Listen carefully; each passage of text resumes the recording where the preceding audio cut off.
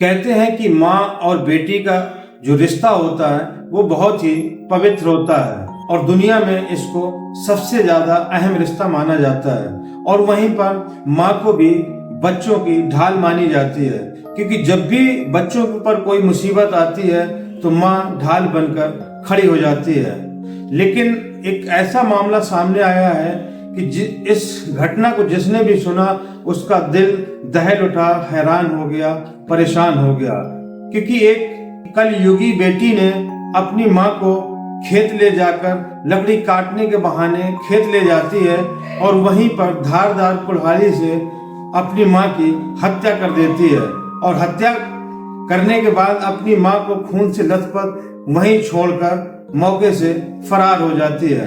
तो आखिरकार सवाल ये निकल कर आता है कि आखिरकार क्यों एक बेटी ने अपनी सगी माँ को कुल्हाड़ी से काटकर हत्या कर दी।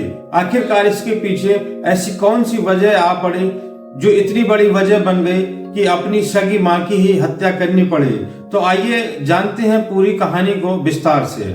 आदाब, नमस्कार, मैं हूं मुबीन खान। आज की जो सच्ची घटना की कहानी है वो है हरियाणा की, और उसी हरियाणा का एक जिला है चरखी दादरी, और उसी चरखी दादरी का एक गांव पड़ता है पैंतावास कला गांव, और उसी पैंतावास कला गांव का रहने वाला होता है सुनील कुमार अपने परिवार के साथ उसी गांव में रहता है। उनकी पत्नी होती है उषा देवी, जिनकी उम्र लगभग 45 वर्ष होती है, और बड़ी बेटी निक्कू, जिसकी उम्र लगभग 22 साल होती है, और छोटी बेटी नेहा, जिसकी उम्र 18 साल होती है। तारीख होती है 5 जनवरी 2025। सुनील कुमार की रिश्तेदारी में एक शादी होती है और सुनील कुमार उसी शादी में गया हुआ था 5 जनवरी को, यानी कि बुधवार, कल। और जब वो शादी में जाता है तो शाम का वक्त होता है और गांव से उसके पास फोन आता है कि तुम्हारी पत्नी की हत्या हो गई है।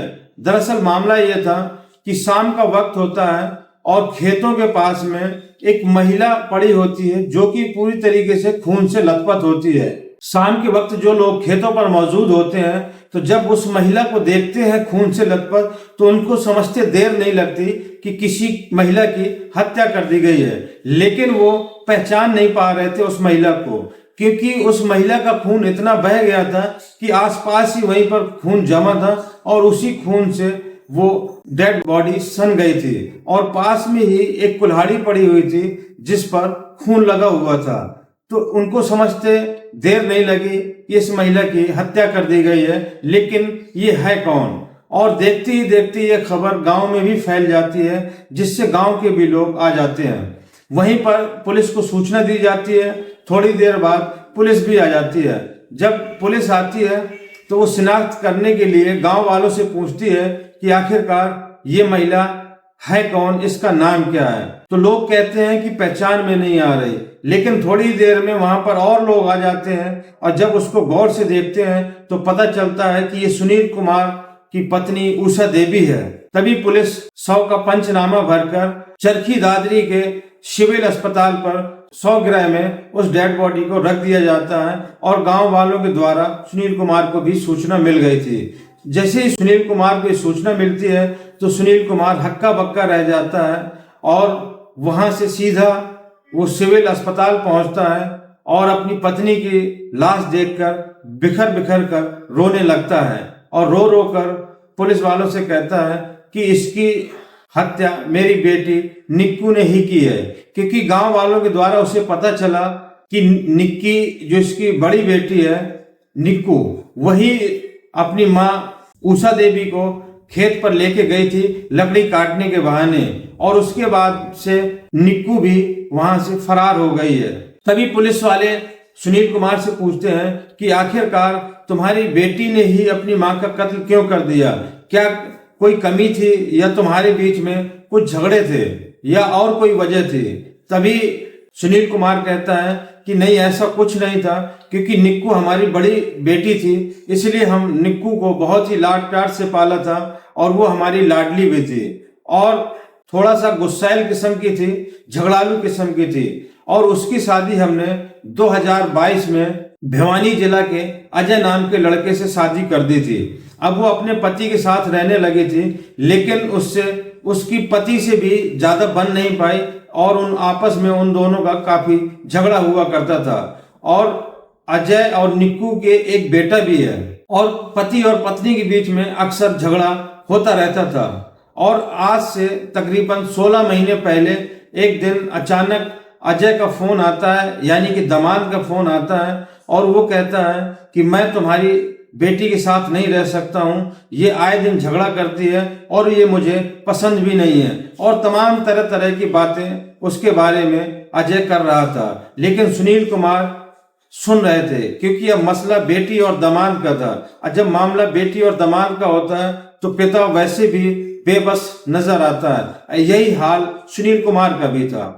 वो दामाद की सारी बातें सुन रहा था, लेकिन अचानक से जो शब्द अजय ने कहा, उन शब्दों को सुनकर सुनील कुमार बहुत ज्यादा तड़प उठे, क्योंकि अजय कुमार ने कहा कि दरअसल मैं तुम्हारी बेटी निक्कू को मैंने तलाक दे दिया है।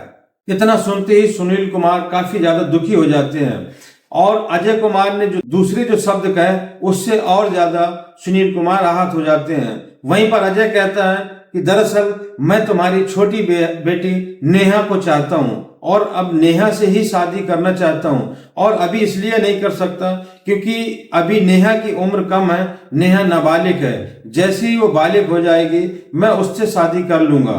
और वहीं पर अजय कुमार अपनी पत्नी निक्कू को भी यही कहता है कि तुम मुझे पसंद नहीं हो, दरअसल मैं तुम्हारी छोटी बहन नेहा को चाहता हूं, लेकिन तुम चाहो तो मेरे साथ रह सकती हो, और अगर चाहो तो कहीं पर मैं तुम्हारे दूसरी जगह एक अच्छा सा रिश्ता देखकर तुम्हारी शादी करवा दूंगा, और चाहो तो अपनी बहन नेहा के साथ में तुम रह सकती हो। और इसके बाद अजय ने निक्कू को तलाक देने के बाद भी निक्कू को अपने घर पर ही रखता था और उसको फुसलाकर जो चीज समझाता था निक्कू वही करने लगती थी। और अजय को इंतजार था नेहा के 18 साल पूरे होने का, क्योंकि अजय हर हाल में नेहा से शादी करना चाहता था, नेहा को पाना चाहता था। वहीं पर सुनील कुमार ने यह भी बताया कि अभी हाल ही में 24 दिसंबर को अजय घर आता है और निक्कू को हमारे पास छोड़ देता है और छोटी बेटी नेहा को किडनैप कर कर ले जाता है। अब मामला बेटी और दामाद का था, इसलिए हमने पुलिस में कोई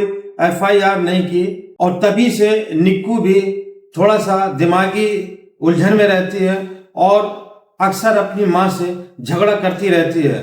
और उसका दिमागी संतुलन इतना खराब हो गया कि अभी हाल ही में एक दिन पड़ोसी के बच्चे को भी उसने पानी में डुबो दिया था। और उसको लगता था कि कहीं ना कहीं जो भी उसका अजय और उसके बीच में झगड़े होते थे या उसका पारिवारिक जीवन खराब हो रहा था, वो कहीं ना कहीं अपनी माँ को इस बात का दोषी मान रही थी, और इसी के चलते उसने मौका पाकर अपनी माँ की हत्या कर दी। और वहीं पर फिर सुनील कुमार ने पुलिस में लिखित में तहरीर दी है, और लिखित तहरीर में उसने ये कहा है कि दरअसल हत्या तो मेरी बेटी निक्कू ने की है, लेकिन इस साजिश में अजय का भी हाथ है और छोटी बेटी नेहा का भी हाथ है और अजय की बहन पूनम का भी हाथ है और अजय की मां संतोष का भी हाथ है। 5 लोगों के खिलाफ लिखित में तहरीर दी है। और सुनील कुमार ने यह भी पुलिस को बताया कि निक्कू अपनी मां की हत्या करने के बाद में अपने पूर्व पति अजय कुमार के घर ही गई है। वहीं पर पुलिस का कहना है कि निक्कू की तलाश जारी है, जैसे ही निक्कू मिलती है तो उसके खिलाफ सख्त से सख्त कार्रवाई की जाएगी और पूरी हत्या की जांच चल रही है। जो भी इसमें दोषी पाया जाएगा उसको भी सजा मिलेगी। तो दोस्तों, ये थी आज की सच्ची घटना की कहानी। ये घटनाक्रम सुनाने का मकसद किसी को आहत करना या परेशान करना नहीं है, बल्कि आप लोगों तक सच पहुंचाना और आप लोगों को जागरूक करना है। तो दोस्तों, अगर ये वीडियो आपको अच्छा लगा हो तो ज्यादा से ज्यादा लाइक करें, सब्सक्राइब करें। आपका एक लाइक हमें बहुत ही मोटिवेट करता है। और दोस्तों, कमेंट करके अपनी राय जरूर दें और ये भी बताएं कि आप ये वीडियो कहां से देख रहे हैं। तो मिलते हैं अगले वीडियो में नई कहानी के साथ। जय हिंद।